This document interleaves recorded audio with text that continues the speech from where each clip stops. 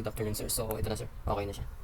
Okay na yung interior tsaka yung exterior. So since mahina naman yung PC ko, yung ginawa ko sir is tinag ko na lang yung mga components. Sinahid ko na lang. Hindi kailangan. So simulan natin. So tour muna tayo. So, alisin muna natin yung group. So tinag ko na din yan para madali tanggalin. Yan. So okay, simula tayo sa sala na diretso kitchen na din. So dito ako nilagay yung kitchen sa lagay na tayo dito. Yan. So i-on lang natin to sa interior and ito living room. Sensor. So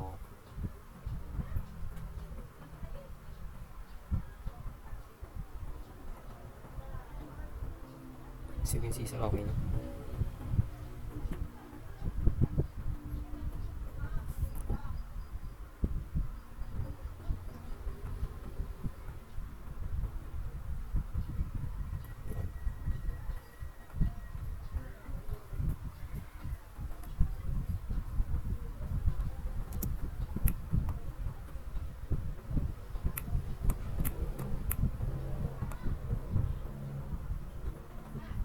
Yan sir.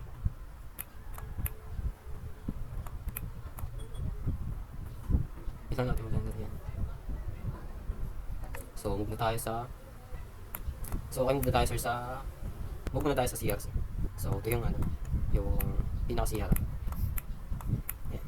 So on lang natin to. Yan yung CR. So main CR to. Yan. So okay na din yan. Interior niya. Yan. So off lang natin ulit.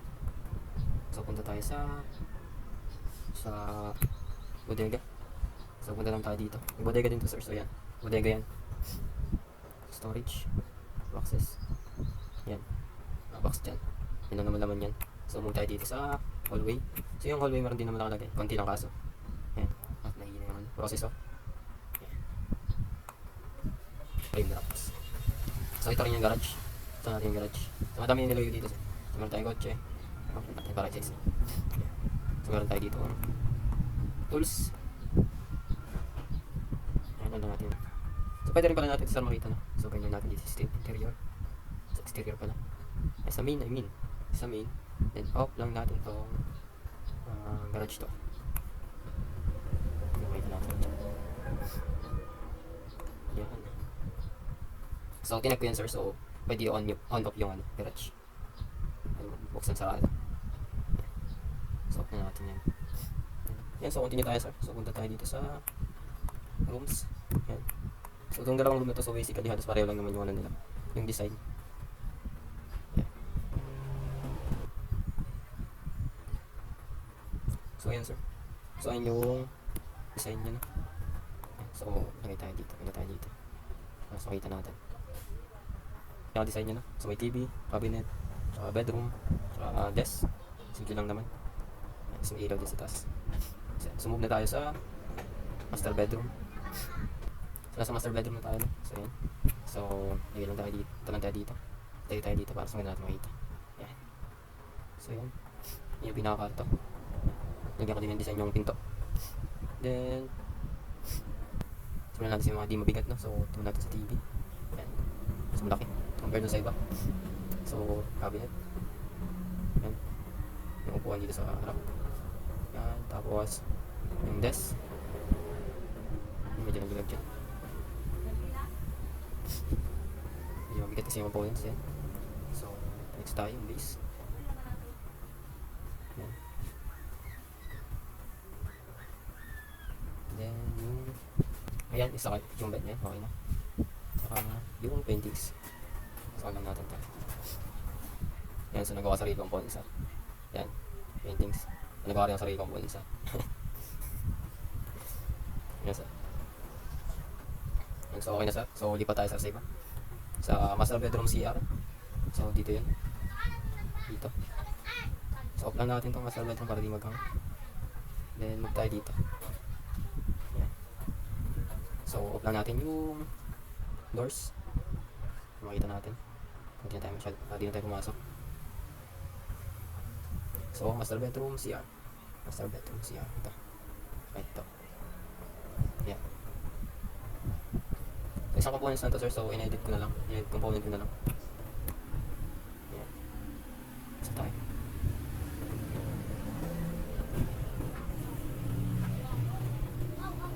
So okay na lang. So lipat tayo sa walk-in closet. So lipat tayo sa kabila. So dito yung walk-in closet.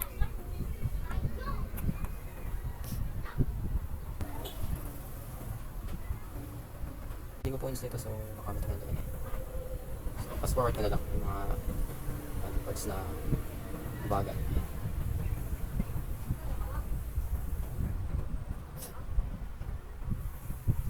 Okay na. So, ayan. Almost lahat naman na nakita na, sir, no? So, ayan. So, may interior na, tsaka exterior. So, balik lang natin yung mga pintuan. Tapos yung bubong. Balik natin. So, ayan.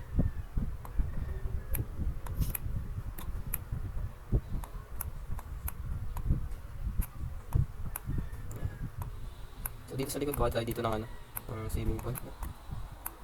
Gawa tayo dito ng pool, mabilisan. So, gawa ko dito sir ng pool. So, okay, passport ko na lang sir.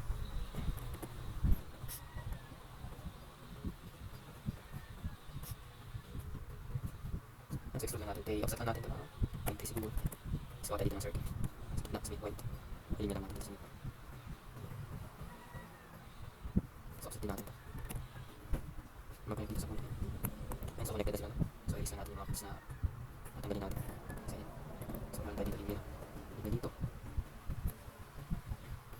Tapos, line dito. Straight line lang. Line dito. Line dito. So, ilis na natin. Tapos, ito.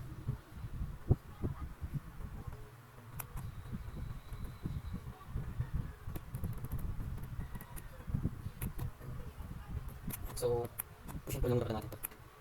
So, pull lang natin ang magkaroon siya ng depth. So, lagyan na natin dito.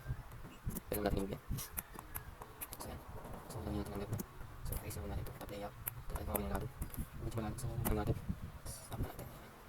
Yan, ano siya galing. So, push pull din natin ito. Pantay natin dito.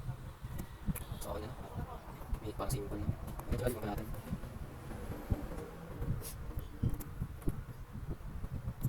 So, okay na. So, gawin natin yung release. Release natin itong limit at parang konti natin dito sa ulit. So, release natin parang challenge na. Oops. So, okay na. Release natin dito.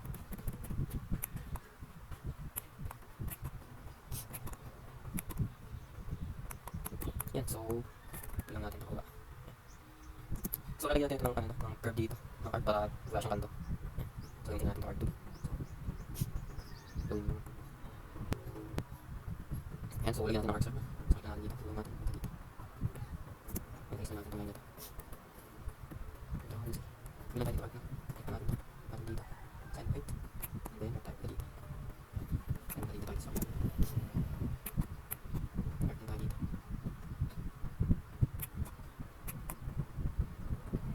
So, ayan. So, gawin natin this. Push ko lang natin ito. And then, push ko lang natin.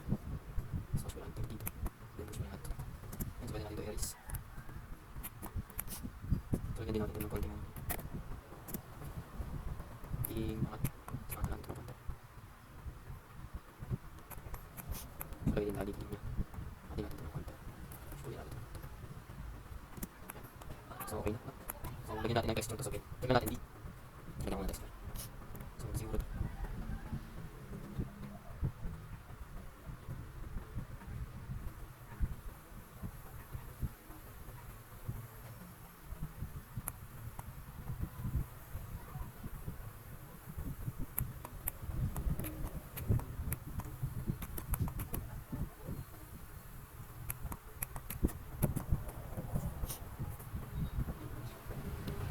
So, hindi naman siya sa mga pamilya natin ng tubig.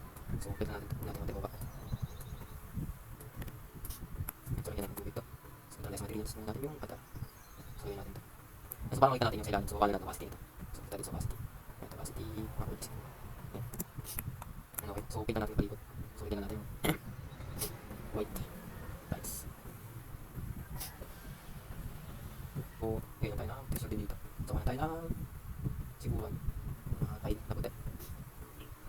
Siguro.